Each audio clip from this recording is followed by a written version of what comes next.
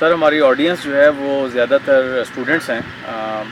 کافی students جو ہیں وہ سوال بھی پوچھتے ہیں کہ ان کو اپنے تعلیمی معاملات میں اور ان کو اپنی پڑھائی کے کریئر آپشنز لینے کے لیے کافی خوف محسوس ہوتا ہے کہ اگر ہم نے یہ فیلڈ میں چلے گئے تو اس کے یہ کانسیکوینسز ہیں، وہ فیلڈ میں چلے گئے تو یہ پرابلمز ہیں. تو وہ ڈر اور خوف کے مارے وہ اپنے پیشن کو یا اپنے جذبے کو فالو نہیں کر پاتے. پھر وہ سیف کھیلتے ہیں، جس طرح سیف سائڈ پہ جانا ہوتا ہے کہ یار اس طرح چلے جاؤ، یہ فلاں بندے نے ایسے کیا تھا، میں بھی ایسے کر لیتا ہوں تو میں سیف رہوں گا. تو سر یہ بتائیے سیف رہنا بہتر ہے یا پھر پورے طریقے سے کانفیڈنس کے ساتھ، اعتماد کے ساتھ اپنی ذات پہ اعتبار کیا جائے اور آگے بڑھا جائے؟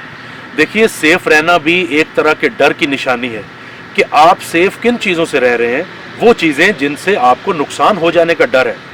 تو کیلکولیٹڈ رسک لینا ایک عقل مندی کی نشانی ہے، لیکن رسک بہرحال رسک ہے. اور جتنے بھی بڑے اچھے ڈیسیژن میکرز ہیں، چاہے وہ انفرادی لیول پہ ہوں یا ملکی لیول پہ یا دنیاوی لیول پہ ہوں، انہوں نے ہمیشہ سیف کھیلا ہے، لیکن not at the cost of decision, not at the cost of situations, not at the cost of problems. تو اس لیے میں ہمیشہ یہ بات کرتا ہوں کہ پہلی جیسے میں نے چیز بتائی کہ ڈیسیژن میکنگ کی اہمیت کو سمجھنا، دوسری میں نے چیز عرض کی کہ جوں لالچ، تعصب اور ڈر کم ہوتے جائیں گے یا ختم ہوتے جائیں گے، ڈیسیژن میکنگ بہت بہتر ہوتی چلی جائے گی. تیسری چیز جو میں عرض کرنا چاہوں گا وہ ہے ریشنل ڈیسیژن میکنگ کا پروسیس. اس میں سب سے پہلی چیز یہ ہے پرابلم کو جس ایشو کے بارے میں ہم نے فیصلہ کرنا ہے، ڈیسیژن لینا ہے، اس کے بارے میں ہمیں آئیڈیا ہونا چاہیے کہ یہ ہے کیا، اس کی نوعیت کیا ہے. بالکل اسی طریقے سے جس طرح ڈاکٹر جو ہے وہ مریض کو دیکھ کے مرض کی تشخیص کرتے ہیں، ہمارے ہاں ڈیسیژن میکنگ میں پرابلمز اس وجہ سے بھی آتی ہیں کہ ہم بعض اوقات ایشو کی اور پرابلم کی صحیح تشخیص نہیں کر پاتے اور غلط سے غلط پروسیس پر وہ شروع ہو جاتے ہیں. تو پہلی چیز ہے پرابلم کو آئیڈینٹیفائی کرنا، دوسرا ہے اس کی اچھی اور بہتر تشخیص کرنا، تیسرا سٹیپ ہے اس کے بارے میں میکسیمم انفارمیشن حاصل کرنا. ہمارے ہاں زیادہ تر کچی پکی انفارمیشن، تھوڑی بہت انفارمیشن، سنی سنائی انفارمیشن پہ یا ون سائیڈڈ انفارمیشن پہ ہم ڈیسیژن کر دیتے ہیں، جس سے ہمیں پرابلم ہوتی ہے. 100% انفارمیشن حاصل کرنا اس ایشو کے بارے میں ہو سکتا ہے پاسبل نہ ہو، لیکن جتنی بھی انفارمیشن حاصل ہو سکے وہ ہمارے فائدے میں ہوگی، ہمیں ڈیسیژن لینے میں آسانی پیدا کرے گی. اس کے بعد اگلا سٹیپ آتا ہے کہ اس پوری انفارمیشن، پوری سچویشن انالیسس کے بیس پہ مختلف آلٹرنیٹیوز، مختلف آپشنز کو بنانا اور سامنے لے کے آنا.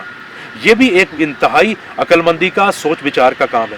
جب آپ کے پاس مختلف آپشنز آ جاتی ہیں تو پھر اگلا سٹیپ ہے ان آپشنز میں سے ایک آپشن چننا، اور اس کے لیے یہ پچھلا پورا پروسیس آپ کے کام آتا ہے. جب آپ وہ آپشن چن لیتے ہیں تو آپ ڈیسیژن میکنگ کا فائنل سٹیپ کر لیتے ہو. آپشن چننے کے بعد بھی یہ پروسیس ختم ہو سکتا ہے، لیکن اس سے بھی جو اچھے ڈیسیژن میکرز ہیں وہ اگلے سٹیپ پہ جاتے ہیں، وہ ہے ایویلویٹ کرنا کہ ٹائم ٹو ٹائم آپ نے جو آپشن چنی تھی، جو آپ نے فیصلہ کیا تھا، اس کو آپ ایویلویٹ کرتے ہیں اور اس میں ایڈجسٹمنٹس کرتے ہیں اگر کوئی پرابلم آ رہی ہو تو. اس سے بھی آپ کا جو مقصد ہے وہ کافی حد تک پورا ہو جاتا ہے اور آپ کی ڈیسیژن میکنگ کی صلاحیت بھی بہت بہتر ہو جاتی ہے. سر اسٹوڈنٹس کا ایک زیادہ تر جو ڈیلیما میں نے دیکھا ہے، وہ خود سے کوئی بھی فیصلہ نہیں کر پاتے. زیادہ تر ان کے فیصلے جو ہیں وہ انڈر انفلوئنس ہوتے ہیں. میں مثال آپ کو یہ دیتا ہوں، زیادہ تر فیصلے اسٹوڈنٹس کے ماں باپ کرتے ہیں. اگر ماں باپ نہیں ہیں تو وہ دوستوں سے مشورہ کرتے ہیں، دوست نہیں ہیں تو رشتہ داروں کے مشورے پہ چلتے ہیں. تو سر اس سے کہنا چاہیے کہ وہ اپنے مشاورت تو بہت اچھی چیز ہے، ضرور کرنی چاہیے، لیکن آخری فیصلہ تو آپ ہی نے کرنا ہے نا. تو بیسیکلی آپ کے اندر جو ایبیلٹیز ہیں، جو آپ کے اندر صلاحیات ہیں، وہ ان کا زیادہ تر تو آپ ہی کو پتہ ہے. دوسرے لوگ تو اپنے انوائرمنٹ اور اپنے ماضی کے مطابق آپ کو ہدایات دیں گے یا مشورے دیں گے. تو سر دوسروں سے مشورہ لینا چاہیے یا اپنے دل ہی کی سننی چاہیے ہمیشہ؟ دیکھیے، دوسروں سے مشورہ لینے میں تو کوئی حرج نہیں ہے. مشورہ لینا ایک اچھی عادت ہے.